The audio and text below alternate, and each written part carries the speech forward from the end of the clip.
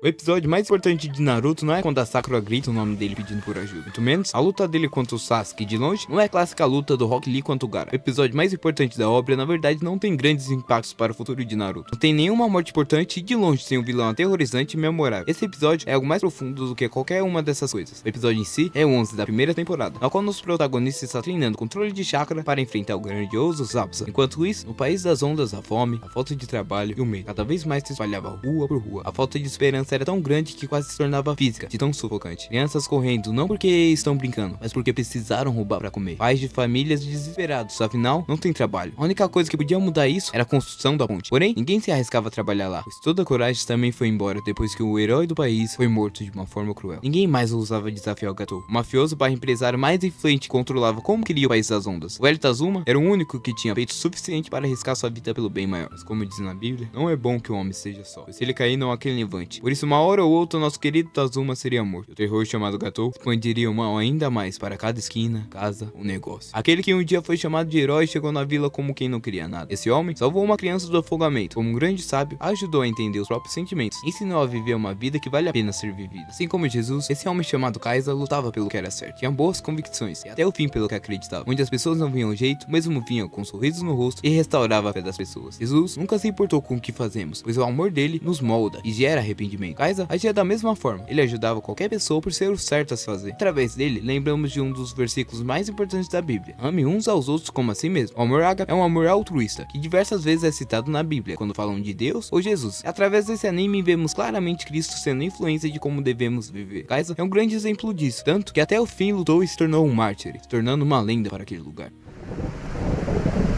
Era um dia chuvoso, uma forte tempestade caía. Novamente o desespero vinha sobre os aldeões. O que faremos? Estamos em perigo. Quem irá nos ajudar? Batem de porta em porta. Logo chega na casa daquele que viria a se tornar uma lenda. Temos um problema, Caio. Estou saindo com corda. Precisamos amarrar uma corda lá e puxar. Todos estavam aflitos. Se alguém não fizesse algo, todos do distrito seriam inundados. Com um bravo guerreiro sem medo e com um olhar desafiador, o herói nada contra a correnteza e fecha a comporta.